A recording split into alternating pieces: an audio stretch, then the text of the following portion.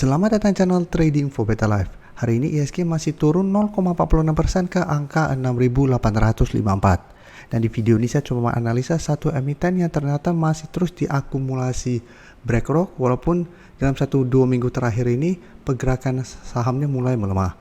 Bagaimana potensi saham di kedepannya? Yuk kita coba pelajari analisanya di video ini. Semoga analisa diberikan ini bisa bermanfaat dan membantu teman-teman dalam mengambil keputusan. Untuk teman-teman yang belum subscribe channel ini, bisa tekan tombol subscribe agar tidak ketinggalan informasi dan analisa saham terbaru yang akan di-upload setiap harinya.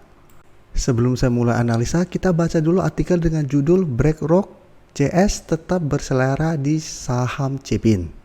Jadi bisa kita baca sekilas, setidaknya sejak kuartal 2 tahun 2022, BlackRock konsisten mengakumulasi saham Cepin ini. Meski diterpa menjulangnya harga komoditas yang membuat prospek sektor ini mendung. Sekarang coba kita baca selanjutnya.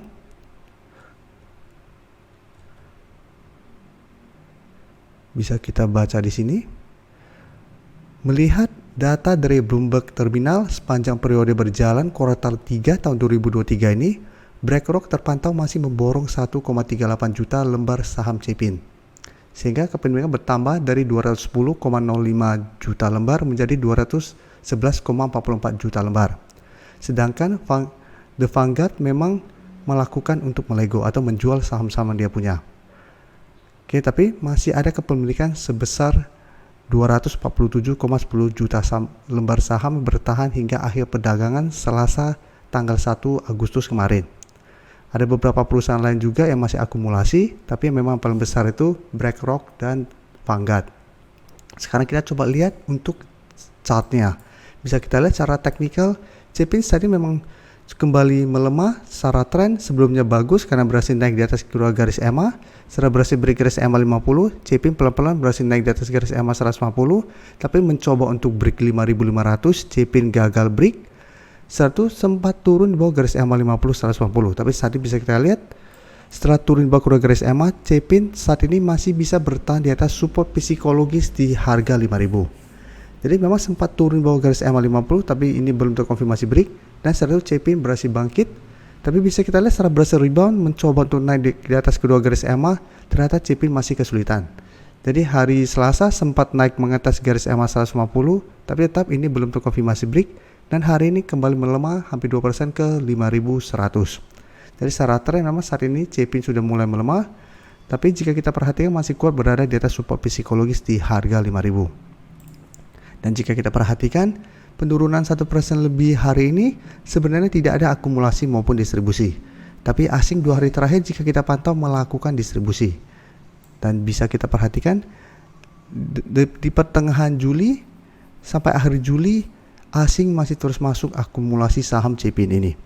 Jadi Cepin apabila teman-teman ingin coba entry, menurut saya coba tunggu di sekitar harga 5.000 kembali. Karena ini merupakan support psikologis yang beberapa minggu kemarin sempat dites dan masih bisa bertahan. Jadi paling aman adalah coba tunggu di harga 5.000. Apabila terlihat Cepin masih kuat berada di atas support psikologis ini, bisa coba entry dan tetap target take profit menurut saya di garis EMA 50 150. Jadi targetnya di sekitar harga 5.150 sampai 5.300. Apabila ternyata Cepin berhasil rebound dan kesulitan untuk menembus target harga ini, menurut saya pertimbangkan untuk take profit. Karena secara tren Cepin masih akan sideways cenderung downtrend. Jadi belum akan bagus trennya selama masih gagal naik di atas kedua garis EMA. Sekarang kita coba lihat JPFA. JPFA hari ini juga turun 2% lebih ke 1.240. Dan jika kita lihat hari Jumat, JPFA masih sempat bertahan di atas support EMA 50 150, hari Senin masih bisa rebound, tapi ternyata masih kesulitan untuk naik di atas harga 1.350, mulai melemah, dan hari ini malah turun di bawah garis EMA 50 150, yang saat ini di harga 1.275, dan sempat menyentuh support berikutnya di sekitar 1.230. Tapi walaupun hari ini bergerak turun, JPFA belum terkonfirmasi menembus support EMA 50 150 ini. Jadi selama masih kuat, minimal JPFA masih akan bergerak sideways. Dan garis MACD jika kita perhatikan saat ini mulai bergerak turun. Dan dari data broker summary, jika kita perhatikan penurunan 2% lebih ini malah terlihat ada akumulasi walaupun jumlahnya tidak besar, dan asing juga terlihat masih terus masuk akumulasi saham JPFA 1 minggu terakhir ini.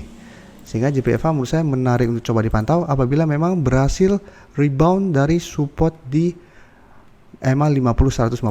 Atau teman-teman ingin coba spekulatif buy, bisa coba tunggu di sekitar 1230 ini. Apabila JPFA berhasil bertahan dan rebound, bisa coba entry dengan target jangka pendek menurut saya di sekitar 1330 sampai 1350.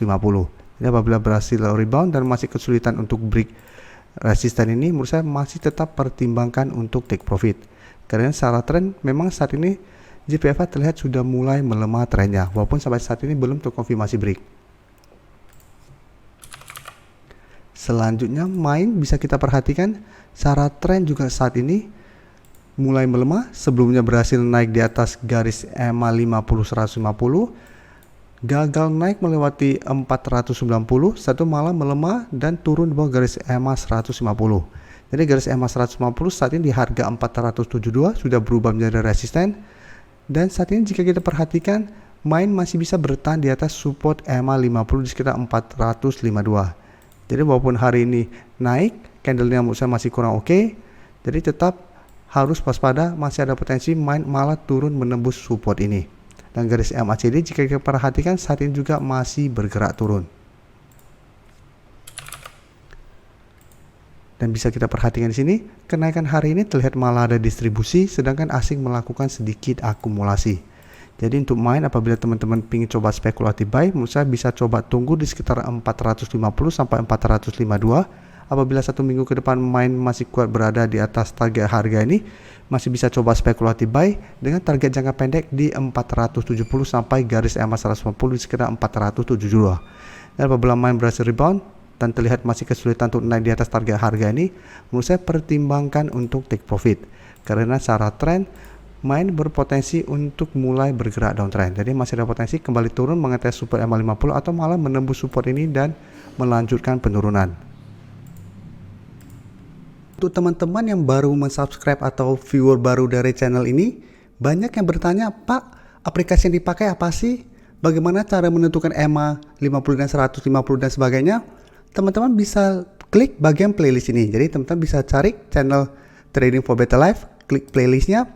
Di playlist ini banyak video-video edukasi yang teman-teman bisa pelajari. Jadi untuk aplikasi yang dipakai maupun cara baca candle, teknik analisis, bandarmologi semua ada di sini. Jadi teman-teman bisa coba cari di playlist untuk pelajari video-video edukasi yang sudah pernah kami bagikan sebelumnya. Terima kasih telah menonton video ini. Like dan share video ini bila bermanfaat bagi teman-teman, dan support channel ini dengan cara tekan tombol subscribe agar channel ini bisa makin berkembang dan bisa membantu lebih banyak orang lagi. Terima kasih.